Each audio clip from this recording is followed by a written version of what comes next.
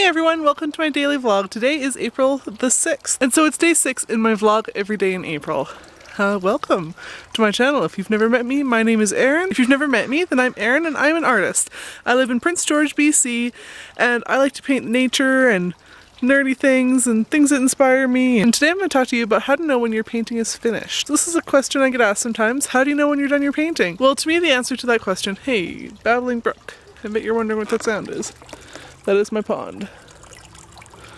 So if that sound bothers you or makes you have to pee, then I'm sorry. And I think the answer to that question is a lot more complicated than you would expect it to be. I mean, it's not like it's written in the clouds or some angel comes down and hands you a message, your masterpiece is finished.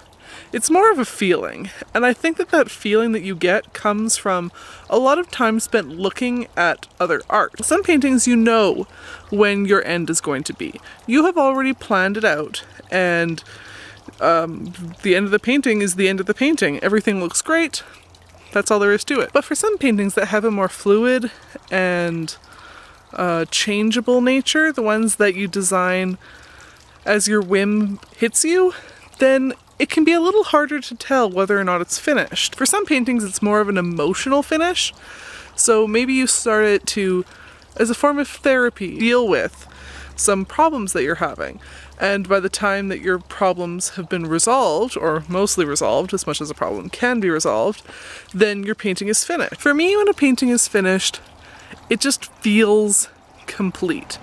There's no missing space that needs to be filled. It's not all about filling all of the spaces either. Negative space is really great. It's more of a feeling of contentment, of completion.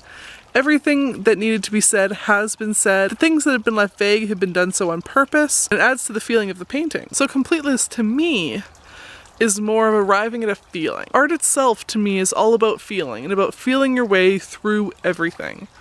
And so it's a lot harder to answer that question than you might think. Some paintings have a more abstract nature, and I really love those paintings. Their whimsy is part of the painting. You don't know if it's finished or not, and that's what makes it finished. So for art, it's not always an easy answer. But what does it mean for you? How do you know when you finish something? Is it ever finished? Are you one of those people that revamps things? For me, once it's done, it's done. I don't like to rework things. I don't like to relive the past. If there's errors in it, that's fine. I don't care. I'm leaving them there. What's done is done. It's part of an emotional healing. It's part of letting go. The way that I paint is kind of a Zen process. So, for my lizard painting, I'm pretty sure I know how it's going to end. I'm very confident. I guess with this painting it's a matter of, how do I tell when I've added enough flowers? How do I tell when I've added enough detail?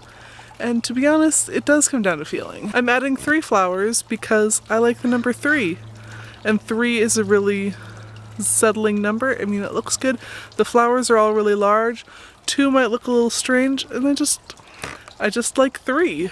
And for the detail, it has to feel like the rest of the painting. If my flowers are photorealistic and that's not the look that I'm going for, and especially if the rest of the painting isn't photorealistic, then maybe that's not what I want.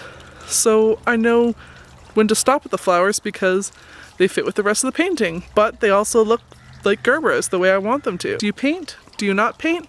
Do you struggle with this feeling? Let me know in the doobly-doo down below, and I will see you tomorrow.